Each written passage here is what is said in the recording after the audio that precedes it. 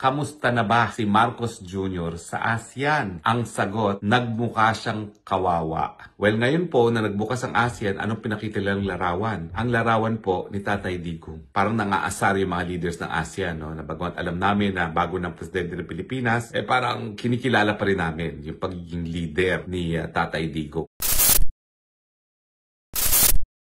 Alam niyo, gusto kong pag-usapan ngayon, kamusta na ba si Marcos Jr. sa ASEAN?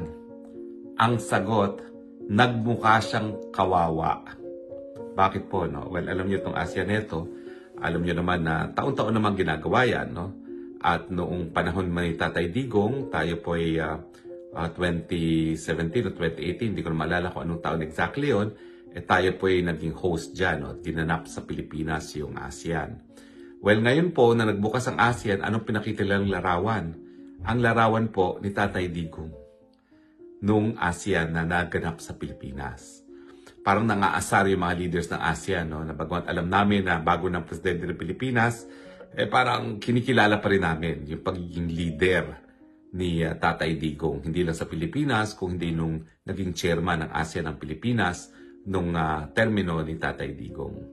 At syempre, kung papansinin niyo yung pananalita ni Prime Minister ng Malaysia, no, na si Anwar Ibrahim, no, talagang parang pinaririndigan niya itong si Marcos Jr. doon sa pag-iimportansya ng liderato, no, yung pagiging leader ng mga bansa sa ASEAN, na parang ang mensahe niya is magpaka-leader ka naman. At least kung ikukumpara mo dito sa naging administrasyon nga ni Tatay Digong. Pero pag-usapan talaga natin, ano bang nakita ni Marcos Jr. sa ASEAN? Well, sa akin, unang-una, wala. Yung tradisyonal na larawan kung saan ang mga leaders ng ASEAN, kasama yung mga bisita nila, kasama si Donald Trump, nagaganap sa huling araw ng pagtitipon, abay wala po dun si Marcos Jr. Hindi ko pa alam kung bakit. Ang opisyal na rason ay nakikipag-meeting daw siya dun sa Secretary General ng UN. No? Ano naman ang importansya na pag-meeting sa UN Secretary General? Alam naman niya na yung larawan ng ASEAN kasama mga partners ng ASEAN ay symbolic picture of unity, pagkakaisa. No? So, importante na talagang kasama siya dun sa larawan na yon. Hindi po siya sumama dun sa larawan. At ang tanong, nasan nga si Marcos Jr.? Well, ang opisyal na rason ay dahil nakipagpulong daw siya sa SecGen ng UN. Pero hindi naman natin malalaman kung ano totoong kadahilanan dyan. No? Dahil ako'y nag-iisip, no? Palibasa, ayaw niyang pasinungalingan yung paratang na siya ay vangag.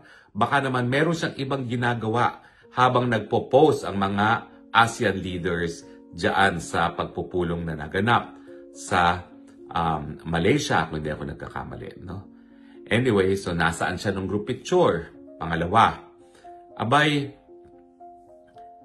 hindi siya nakakuha ng one-on-one with President Trump. Akala ko ba ang lakas-lakas niya kay President Trump? Akala ko ba na ang sabi ni President Trump, ang commitment namin sa Pilipinas to defend the Philippines is ironclad? Bakit di siya nakakuha ng one-on-one with President Trump?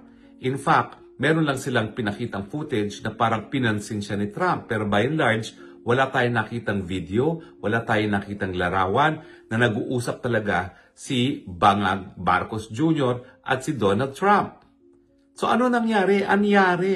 Akala ko ba BFF kayo ni Trump at ikaw ay umaasa na hindi ka mapapatalsik sa pwesto dahil kinakailangan ni Trump ang Marcos Jr. sa Malacanang para manatili ang kanilang Patriot missiles at iba pang intermediate range missiles na nung minsan ay halos naging dahilan na ng Third World War. So nasa na ngayon ang pagiging BFF mo ni Donald Trump? Nawala.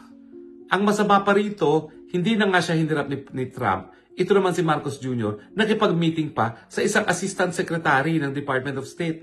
Mantakin nyo, isang presidente ng Pilipinas, hindi hinarap ng presidente ng Amerika. Instead, ang hinarap, isang assistant secretary, hamak na assistant secretary ng Department of State.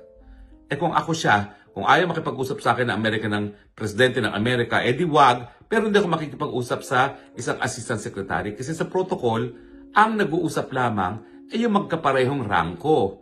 Except kung merong courtesy call. For instance, ang mga ambassadors at saka mga foreign ministers hihingi ng audience sa presidente. Yun, walang problema yun kasi malinaw na ang humihingi ay yung mga ambassadors at mga secretaries of foreign affairs dahil sila kinikilala nila na mas mataas ang isang presidente, kaya courtesy call ang nangyayari. Pero ito, assistant secretary, anong mahihita natin dyan sa isang assistant secretary?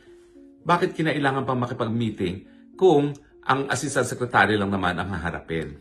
Pero itong pinakamasama, abay, doon sa ASEAN mismo, nagdiwang sila. Kasi yung Malaysia, yung Cambodia, at saka yung Thailand, zero tariff. Papunta ng Amerika ang kanilang mga kalakal. Zero tariff. At syempre, nagdiwang yung tatlong bansang yun dahil hindi sila papatawan ng taripa ng Amerika. Tayong mga Pilipino na sunod-sunuran sa gusto ng mga Amerika, na pumapayag na ating teritoryo ay maging unsinkable warship ng Amerika, 19% tariff sa lahat ng produkto nating na ine-export sa Amerika ang ipapataw. Anyari? Akala ko ba BFF kayo, Marcos Jr.? Anyari? Bakit ganyan? Diba? Now, ano pang nangyari? Abay, dun sa kanyang talumpati, binanatan ni Marcos Jr. ang China. Napansin ba niya na tanging Pilipinas lang ang bubanat sa China? Yung mga leaders ng Singapore, leader ng Malaysia, leader ng Vietnam, Cambodia, halos lahat walang ginawa kundi purihin ang China. Bakit? Dahil gaya ng Pilipinas, ang China ang pinakamalaki nilang trading partner. Like everyone, China ang pinakamalaking supplier nila. Like everyone, China is very important as a source of capital. And like all other countries in Southeast Asia, halos lahat ng kanilang mga turista, ang pinakamalaking numero ng turista na bumibisita sa kanilang mga bansa ay galing sa China. Pero hindi. Si Marcos Jr. ang kaisa-isang bumanat sa China dahil nga dito sa South China Sea. As if naman, kakampihan siya ng kabuuan ng ASEAN. Alam mo, kabuuan ng ASEAN, ang kanilang paninindigan, dapat magkaroon ng code of conduct. Yun lang. Pero sila, bagamat hindi lang naman Pilipinas ang merong conflicting territorial claims, nandyan din po ang Malaysia, nandyan din po ang Indonesia, nandyan din po ang Brunei, nandyan din po ang Vietnam, at nandyan din po ang, sino pa ba?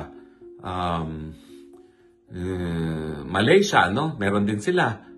Hindi nila ginagawang sagabal doon sa kanilang diplomatic relations with China.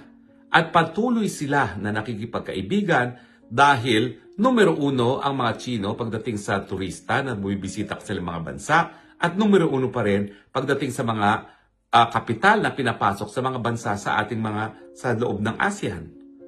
And yet, si Marcos Jr. na tayo ang pinakakonting turista na dumarating galing sa China, tayo ang pinakamaliit na puhunan na pinapasok ng China, siyang kaisa-isang nang away sa China dyan sa ASEAN Summit. Hindi ko nga maisip, ano ba? Talaga bang out of this world na pag-iisip ni Marcos Jr.? Di ba siya nag-iisip bakit siya lang ang nakikipag-away sa China samantalang lahat ng mga karatig bansa natin sa Southeast Asia ay nagnanais na mas malapit at mas mainit na pagkakaibigan sa China para nga po sa pangangalakal, sa kapital at turismo. So paano ang naging performance ni Marcos Jr.? Mukha pong kawawa. Wala halos pumansin sa kanya. Ang bida syempre dito sa ASEAN Summit neto ay yung leader ng Timor-Leste kasi siya ang pinakabagong miyembro ng ASEAN. Bukod pa dyan, syempre ang superstar yung chairman, si Anwar Ibrahim ng Malaysia dahil siya yung current chairman at saka ang kanyang termino hanggang December of this year. Tayong susunod na chairman pero magsisimula po yan Enero of next year at inaasahan natin na ang susunod na ASEAN Summit gaya ng panahon ni Tatay Digong ay sa susunod na taon kung saan si Marcos Jr. na ang presidente. Sana po magkaroon ng mataas na respeto ang mga leaders ng ASEAN kay Marcos Jr. Pero kung ang magiging basihan ay itong nakalipas na ASEAN Summit, wala pong pumansin kay Marcos Jr. sa ASEAN. Parang hindi siya nag-attend. At hindi lang yan, parang wala na nga pumansin at parang wala na nga siyang presensya, wala pa siya dun sa larawan ng mga leaders ng ASEAN at yung mga partner states ng ASEAN. So completely, walang pumansin, literally and figuratively, kay Marcos Jr. Sa mga kababayan di po nakapagtataka na habang hindi pinansin ang ating Presidente Marcos Jr. sa ASEAN Summit, ano nangyayari sa Pilipinas? Ang peso po sumadsad na to 61. Lowest ever in history, bagong Pilipinas. Ang stock market below 6,000. First time in history, bagong Pilipinas. Mas malala pa po yan sa panahon ng COVID. Pwede ba yon na talagang ang ating stock market mas malala pa sa panahon ng COVID and yet wala namang COVID ngayon? Ang ibig sabihin po niyan, napakasama ng ekonomiya ngayon. Alam ng mga karating bansa natin sa Southeast Asia na hindi mabuting pinuno itong si Marcos dahil habang sila lahat napakaunlad ng kanilang mga ekonomiya, ang mga Pilipino ay nagdurusa. Kaya mga kababayan alam ko tapos na itong pagtitipon ng October at 30. Or dahil ngayon ay delayed ako sa inyong oras or nagaganap pa. Kung kayo'y pwede pang sumali dyan sa mga pagtitipon, sumali na po kayo. Kasi ngayon, hindi pinapansin ng Pilipinas, pinagtatawanan pa tayo dahil nga doon sa korupsyon sa ating bayan. Pinakamalala na po ang korupsyon sa atin, hindi lang sa Southeast Asia, kundi siguro sa buong daigdig na. Nakakahiya na po ang Pilipinas sa ilalim ng Marcos Jr. Yan po ang katotohanan.